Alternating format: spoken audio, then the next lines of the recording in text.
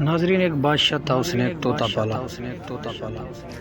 بادشاہ بہت طوطے کا خیال رکھتا تھا اور اس کی گھر والی بھی اس کا خیال رکھتی تھی، اس کے بچے بھی اس کے ساتھ خوش تھے اور طوطا بھی بادشاہ کے ساتھ بہت خوش تھا۔ ایک دن طوطے کا پنجرا صحن میں رکھا ہوا تھا تو اوپر طوطے گزرے۔ گزرنے والے طوطوں نے کچھ آواز دی۔ جو بادشاہ کا طوطا پنجرے میں رکھا ہوا تھا تو اس نے جواب دیا۔ بادشاہ ساتھ ہی بیٹھا سن رہا تھا۔ بادشاہ نے طوطے سے پوچھا، اڑنے والے طوطوں نے آپ سے کیا کہا اور آپ نے انہیں کیا جواب دیا؟ طوطے نے کہا، بادشاہ سلامت۔ اڑنے والے طوطے نے یہ کہا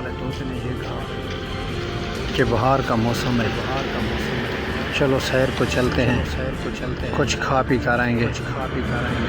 تو میں نے جواب دیا، آپ جاؤ، میں کہاں جا سکتا ہوں، میں تو بادشاہ کی قید میں ہوں۔ تو بادشاہ نے کہا، اگر میں آپ کو چھوڑ دوں کیا تم واپس آؤ گے؟ طوطے نے کہا، ہاں بادشاہ سلامت، اگر آپ مجھے چھوڑ دیتی تو وہ میں واپس آ جاؤں گا اور آپ کا بہت احسان بھی ہوگا مجھ پر۔ بادشاہ نے طوطے کو آزاد کر دیا۔ طوطا اپنے دوستوں کے ساتھ اڑ گیا۔ انہوں نے خوب موج مستی کی، گھومے پھرے۔ تو جو بادشاہ کا طوطا تھا اس نے کہا، دوستو، بادشاہ نے مجھے آج چھوڑا، مجھے آزادی دی، مجھے کوئی ایسی چیز بتاؤ جو میں بادشاہ کے پاس لے جاؤں۔ تو ان میں سے ایک طوطے نے کہا کہ میں ایک ایسے درخت کو میں نے دیکھا ہے جس کا پھل کھانے سے بوڑھے نوجوان ہو جاتے ہیں۔ جو بادشاہ کا طوطا تھا وہ خوش ہو گیا۔ اس نے کہا، پھر تو اچھی بات ہے، آپ مجھے ایسا کرو، اس درخت کے پاس لے جاؤ، میں بھی اس کا بیج یا اس کا پھل لیتا ہوں۔ وہ سب طوطے چلے گئے اس درخت کے پاس۔ تو جو بادشاہ کا طوطا تھا اس نے بیج لے کے سب طوطے اپنے اپنے گھر چلے گئے۔ بادشاہ کا طوطا بھی اپنے گھر چلا گیا۔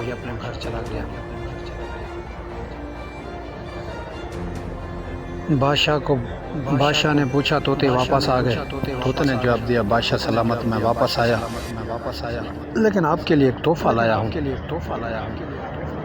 بادشاہ نے کہا، کون سا تحفہ لایا ہو میرے لیے؟ طوطے نے جواب دیا، بادشاہ سلامت، میں ایک ایسا بیج لایا ہوں، آپ اس کا درخت اگاؤ، اس کا پھل کھانے سے بوڑھے نوجوان ہو جاتے ہیں۔ بادشاہ یہ سن کر بہت خوش ہوا۔ بادشاہ نے حکم دیا کہ اس بیج کو اگایا جائے اور ایک خاص اس کے لیے نوکر رکھا جائے۔ بادشاہ کا حکم تھا، ایک نوکر بیٹھ گیا، اس بیج کو اگا دیا گیا۔ تو بیج پودا بنا، پودا درخت بنا، وقت گزرتے دیر نہیں لگتی، اس پہ پھل لگ گیا۔ ناظرین، وہ پھل پک کر تیار ہوا، ایک دانہ زمین پہ گرا۔ صبح جب مالی نے دیکھا تو پہلا دانہ اٹھا کر بادشاہ کی خدمت میں پیش کیا۔ بادشاہ سلامت، یہ جو آپ نے درخت وہ ہم سے لگوایا تھا، آج وہ تیار ہو گیا، اس کا پھل بھی پک گیا، لو آپ تناول فرماؤ۔ بادشاہ بہت سمجھدار تھا۔ بادشاہ نے کہا، دیکھو دوستو، ایسا کرو، یہ پھل کسی جانور کو کھلاتے ہیں۔ یہ طوطا ہے، اس کی بات پر کیا یقین، یہ پرندہ ہے، اسے کیا معلوم یہ کیا لایا ہے۔ بادشاہ نے وہ پھل کتے کو کھلا دیا۔ کتا پھل کھاتے ہی فوراً مر گیا۔ تو بادشاہ کے علاقے کو سب کو پتہ چل گیا کہ طوطا ایک پھل لایا، ایک بیج لایا، اس کے پھل سے کتا مر گیا۔ طوطا بادشاہ کو مارنا چاہتا تھا۔ بادشاہ غصے میں آ کر بادشاہ نے طوطے کو مار دیا۔ تو ایک بادشاہ کے محل ایک بوڑھا اور بوڑھی عورت رہتی تھی۔ وہ دونوں آپس میں لڑتے جھگڑتے تھے، غربت میں بہت تنگ تھے۔ تو ایک دن بوڑھے نے کہا، میں تو خودکشی کرتا ہوں، چلو یہ جو بادشاہ کا درخت ہے اس کا پھل ابھی بھی موجود ہے، کتے نے کھایا وہ مر گیا، چلو میں بھی کھاتا ہوں۔ تو جو اس کی عورت تھی اس نے بولا، آپ اکیلے جاؤ گے، میں یہاں رہ کے کیا کروں گی؟ چلو دونوں ساتھ میں چلتے ہیں، اس پھل کو کھاتے ہیں، خودکشی کرتے ہیں۔ دونوں رات کے ٹائم چلے گئے، اس پھل کو کھایا تو دونوں نوجوان ہو گئے۔ صبح ہوئی، بادشاہ کی خدمت میں پیش ہوئے۔ بادشاہ سلامت، بات ایسی ہے کہ ہم نے زندگی سے آ کر تنگ آ کر ہم نے یہ آپ کے درخت کا پھل کھایا۔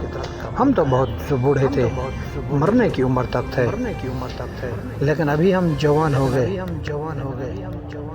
بادشاہ دیکھ کر بہت حیران ہوا اور بادشاہ نے بہت ارمان کیا اور پوری بادشاہ کی حکومت اور بادشاہ کے علاقے نے سب نے وہ پھل کھایا، لیکن ارمان سے بادشاہ نے وہ پھل نہیں کھایا۔ صاحبو، اگر کوئی فیصلہ کرنا ہو تو پوری طرح اس کی جانکاری لیا کرو۔ بات یوں تھی کہ وہ پھل نیچے گرا، نیچے سانپ بیٹھا تھا۔ سانپ نے اپنا زہر اس پھل کے اوپر الٹا، اس کی زہر کی وجہ سے کتا مر گیا۔ یہ بات بادشاہ کو ناگوار گزری اور بادشاہ بھی اس صدمے کو برداشت نہ کر سکا اور بادشاہ بھی اس غم سے مر گیا۔ اس کہانی سے ہمیں سبق ملتا ہے کہ ہم اپنے فیصلے سوچ سمجھ کر کریں، ہم اپنے فیصلے سکون سے اور اطمینان سے کریں، ہم اپنے فیصلے دیکھ بھال کر کریں۔